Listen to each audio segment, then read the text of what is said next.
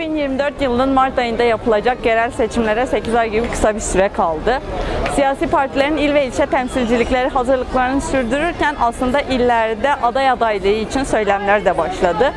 Van, Batman, Diyarbakır başta olmak üzere birçok iş insanı aslında yerel seçimlerde aday adayı olacağını ve aday olmak istediğini belirtti. Bu yönün taleplerini dile getirdi. Van'da iş insanı Şemsettin Bozkurt da bu isimlerden biriydi. Bugün Şemsettin Bozkurt'la neden aday olmak istediğini ve kente dair projelerini konuşacağız.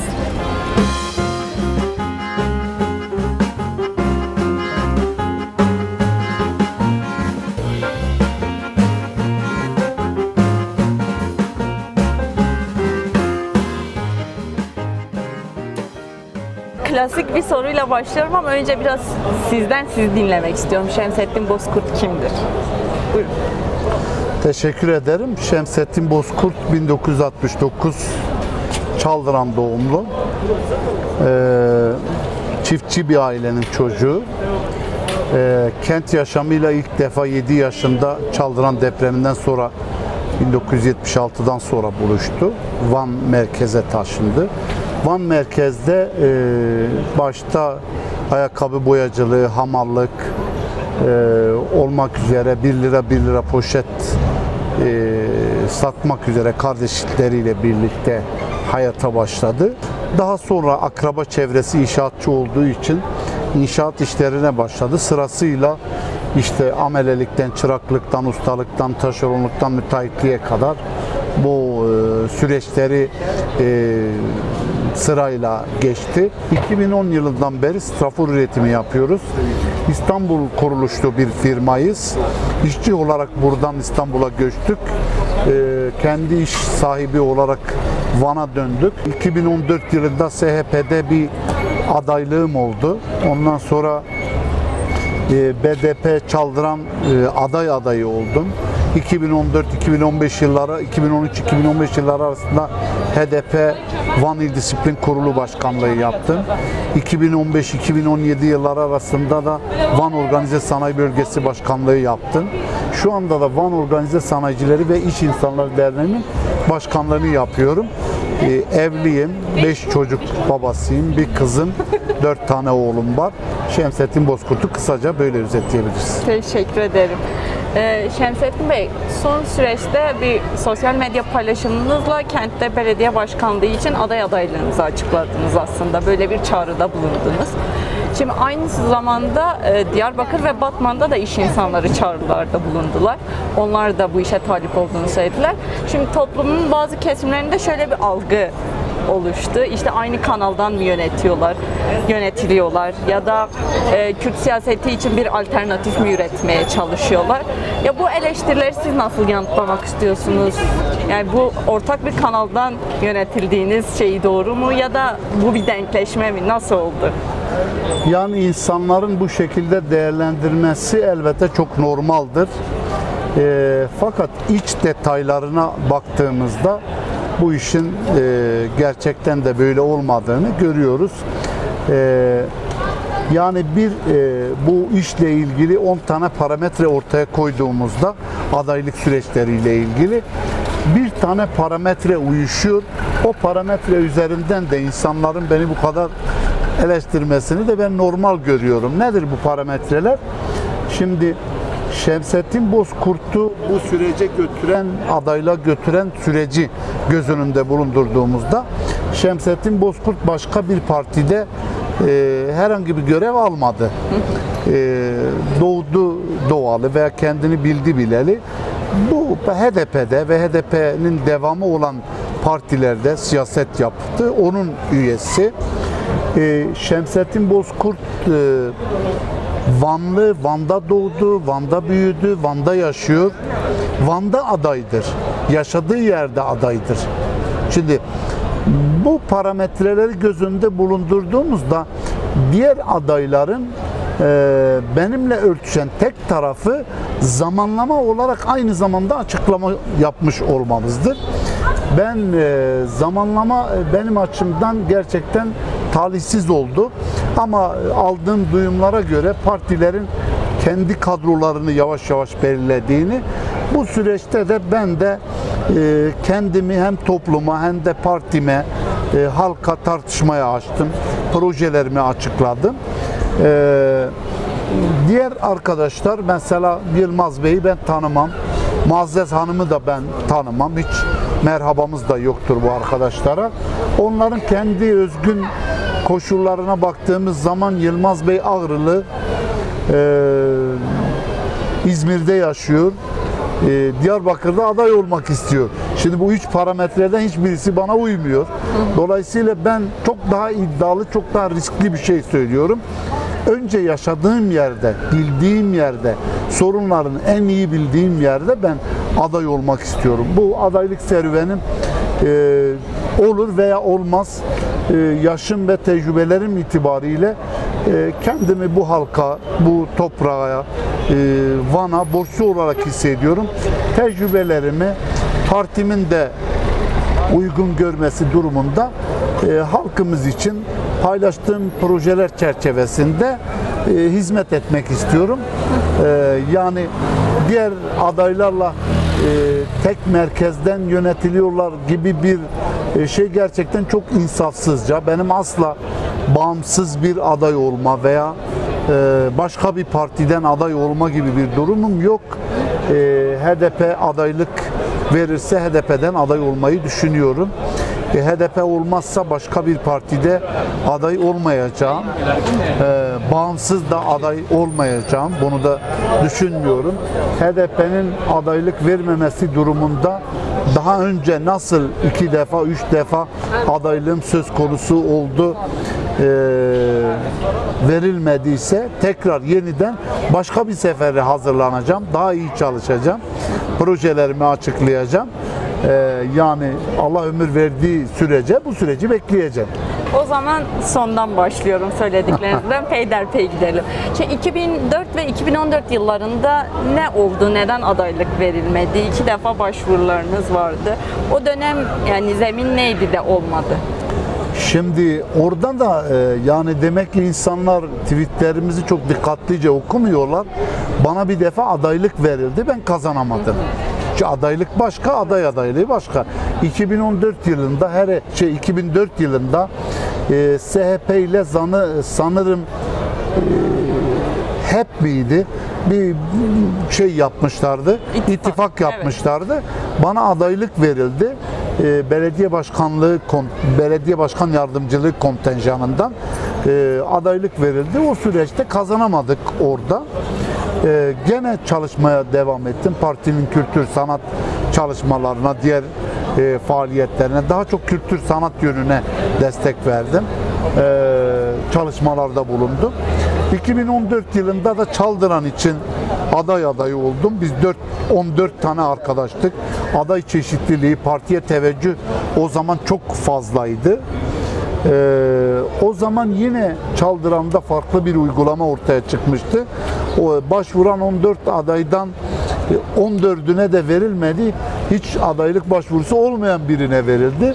Sonra bizim itirazlarımız üzerine başka bir arkadaşımıza verildi. O süreçte öyle gelişti. Ondan sonra ben tekrar o adaylığı sürecinden sonra HDP'de yönetici oldum. İl Disiplin Kurulu başkanı oldum. Dolayısıyla verilmeme veya verilme gibi bir durum yok. Adaylık da verildi. Aday adayı da oldum. Ya ne diyelim, nasip olmamış yani. Günümüzü bekliyoruz herhalde. İlk paylaşımınızı yaptığınızda parti ismi kullanmadığınız için sonrakilerinde tabii açıkladınız. Yine eleştiriler oldu. Örneğin işte AKP değerlendirildi ya da bağımsız aday mı oluyorsunuz gibi birçok değerlendirme yapıldı. İkisini de tercih etmediğinizi söylediniz ama sizin bu sosyal medya paylaşımınızdan sonra nasıl tepkiler aldınız? Yani ne diyor insanlar sizin için? Siz neyle karşılaşıyorsunuz bizim gördüğümüzün dışında? Şimdi benim en büyük taahhütüm, vaadim, eğer belediye başkanı olursam çok şeffaf, hesap verilebilir bir şekilde, açık bir şekilde her konuda davranacağımı söyledim. Bu konuda da aslında bir iş insanının bu kadar kaotik bir ortamda, bu kadar ekonomik sıkıntıların, bu kadar Türkiye ekonomisinin iyi olmadığı bir durumda çıkıp kendini açık bir şekilde tartışmaya açması, zannediyorum burada şey yapmayacağım, mütevazilik yapmayacağım. Yani çok büyük bir cesarettir yani. Kendimi tartışmaya açtım. Sonuçta benim çalışanlarım var, vergi mükellefiyim, müşterilerim var, onlarca müşterilerim var.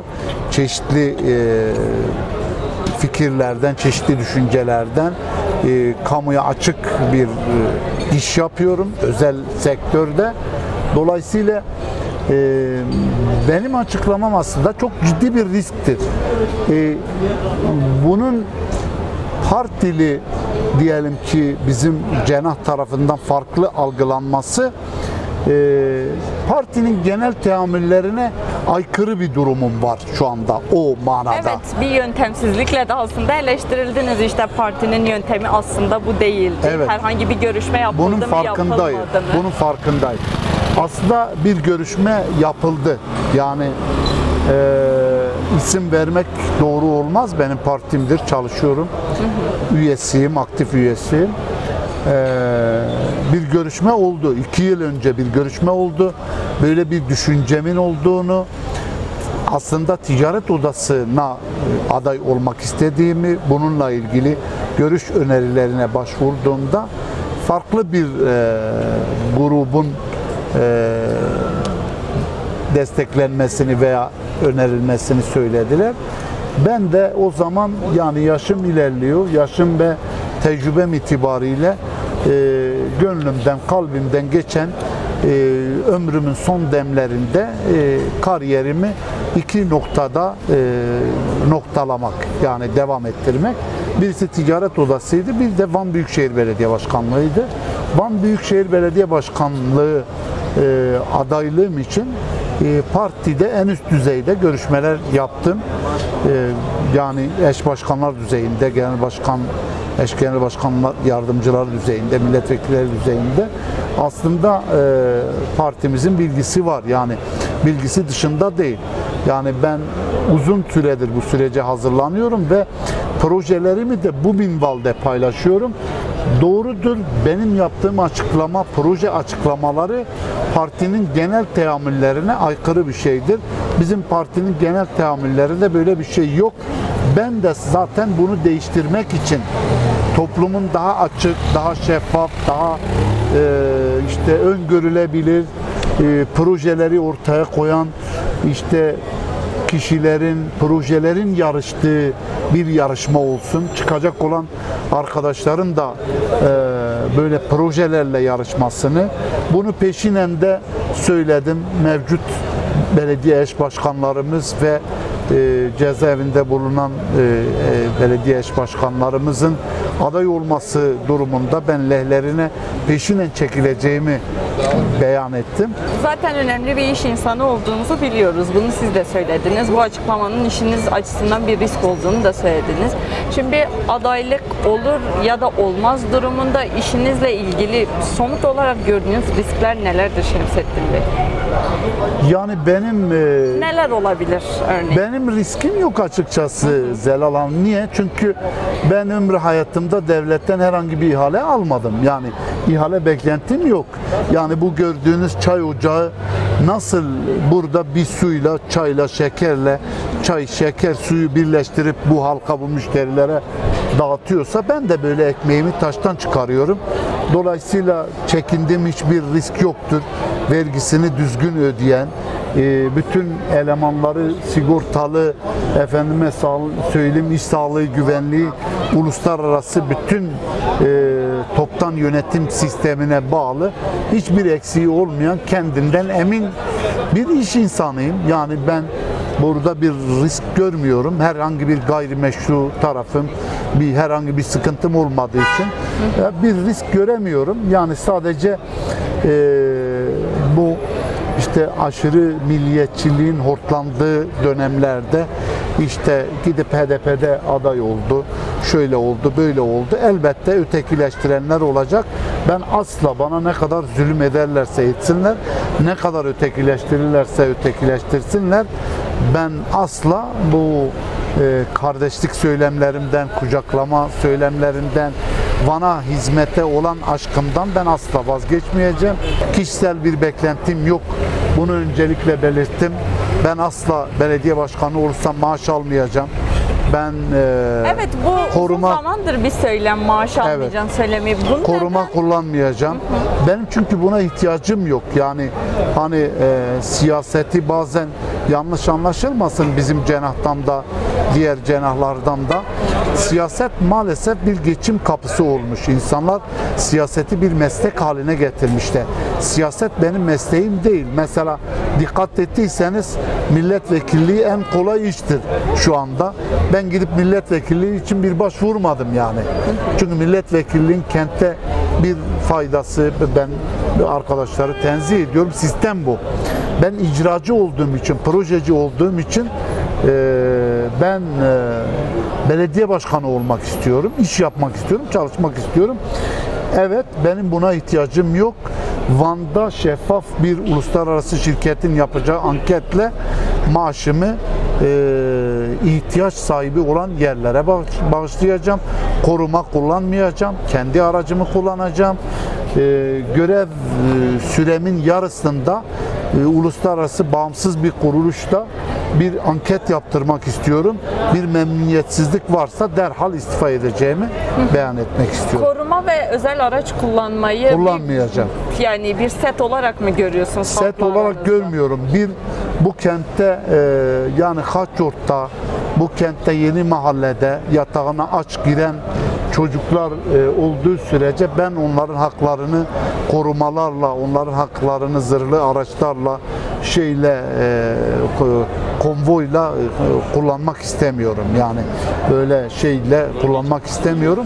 Bunu ben tamamen kendi imkanlarımla, kendi şeylerimle bütün ihtiyaçlarımı karşılayıp sadece hizmet etmek istiyorum. Tabii ki bu hizmette belediye meclis üyeleriyle yapılır. Bizimle aynı vizyonu paylaşan, aynı vizyonda olan belediye meclis üyeleriyle Van'ı bu bizim söylediğimiz projelere kavuşturabiliriz. HDP'li belediyeler için kayyum gibi bir risk var ortada ve tutuklu belediye başkanları da var. Dolayısıyla siz bu talepte bulunurken bu riski nasıl değerlendiriyorsunuz? Yani kayyum atanabilir, 5 ay sonra işi bırakmış olabilirsiniz ya da herhangi bir gerekçe gösterilmeden tutuklanabilirsiniz. Maalesef zaten ben kayyuma bir tepki olarak ben aday olmak istiyorum. Yani bunun farkında olmadan veya bunun üzerinden bazılarının yapmış olduğu bir manipülasyon da var. Kayyumlar bu kente çok çektirdi. Gerçekten çok çektirdi. Kentin hakkı olan yatırımlar kente yapılmadı. Kentte gerçekten dışarıdan çalışan bürokrat getirildi. Vanlı'nın hakkı yenildi. Kentte birçok proje ıskalandı. Hafif raylı sistem gibi, kent meydanı gibi, bütüncül bir imar planı gibi bütün bu halklar kent halkı açısından ıskalandı.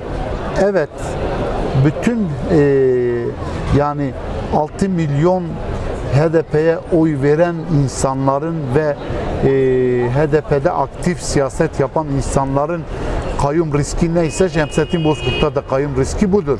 Ama kayyum riski vardır diye ben bir iş insanı olarak korkup çekinip aday olmam diye bir şey söylemiyorum. Herkes için bu risk neyse benim için de bu risk budur. Umarım ve dilerim bundan sonra merkezi hükümet de görür. İşte yerel aktörlerimiz de, bizim partimiz de kendi eksiklerini gözden geçirir. Onlar da kendi eksiklerini, yanlışlarını gözden geçirirler. Tekrar halkın iradesine kayyum atanmaz. Röportajın başından bu yana konuşuyoruz. Hem kentle ilgili sorunlara ara ara değindiniz, hem icracı olduğunuzu söylediniz. Aynı zamanda sosyal medyadan da bunları paylaşıyorsunuz. Kentle ilgili kangrene dönüşmüş sorunlar ve bunlara yönelik çözümler. Aslında belki de olumlu karşılandığınız en önemli nokta burası. Ben biraz kentle ilgili gerçekten kangrene dönüşmüş sorunlar ne ve bunlarla ilgili sizin çözüm önerileriniz ne, birkaç somut örnek vermenizi istiyorum. Van'da En başta Cumhuriyet ve Maraş Caddesi'nde görmüş olduğunuz işte aslında bir işgal, parkomat dediğimiz bir işgal sistemi. Parkomatın trafik yolunu, araç trafiğini kapatması ve diğer tarafta da Cumhuriyet Caddesi'ndeki eczanelerden ve kuyumculardan dolayı gün içerisinde oluşan yoğunluk. Bu yoğunlukta gerçekten Van'ın bu iki prestij caddesinde yürümek çok zor. Aslında bu mesele bile bize Van'da acil çözülmesi gereken sorunların ne olduğunu bu sokaklar gösteriyor. Birinci sorun, Van'da çok büyük işsizlik, yoksulluk var. Bu caddelerin çok dolup taştığını, baştan başa insanların adeta cezaevindeymiş gibi volta atıp gidip geldiğini görüyorsunuz. Çözülmesi gereken en başta sorun işsizlik, yoksulluk, bunlara neşter atılması lazım. Elbette bunu bir tek belediye kendi başına çözemez. Öncelikle yayalaştırma, hafif raylı sistem, işsizlikle ilgili, kadınlarla ilgili, gençlerle ilgili önemli projelerimiz var. Bizim yani en çok işsiz kesim, mağdur olan kesim kadınlardır, gençlerdir. Dolayısıyla kadınları, gençleri üretim süreçlerine dahil edip birebir dünyadan da destek alarak önemli kuruluşlardan belediyenin öncülüğünde hem tarım ve hayvancılıkta hem de belediyecilik, imar anlamında önemli projelerimiz var. İran'la ilgili ticari ilişkilerin ve turizm ilişkilerinin, hakeza Güney Kürdistan'la ilgili ticari ve sosyal ilişkilerin geliştirilmesi lazım. Bunlarla ilgili çeşitli projelerimiz var. Tabii bütün bunlar sadece bir Şemsettin Bozkurt'ta değil, önemli bir ekiple yapılır. Bu potansiyele sahibiz. Bu şekilde bir ekibimiz var. Eğer Allah nasip ederse bu şekilde bu projelerimizle Van'ımıza, halkımıza hizmet etmek istiyoruz. Benim projelerimi açıklamam, önceden adaylık ilan etmem, HDP çevresinde veya işte yurtsever çevrede genel teamüllere aykırı diye algılanıyor, bu şekilde eleştiriliyor diye bir eleştiri var. Fakat gerek 14 Mayıs seçimlerinde, 28 Mayıs seçimlerinde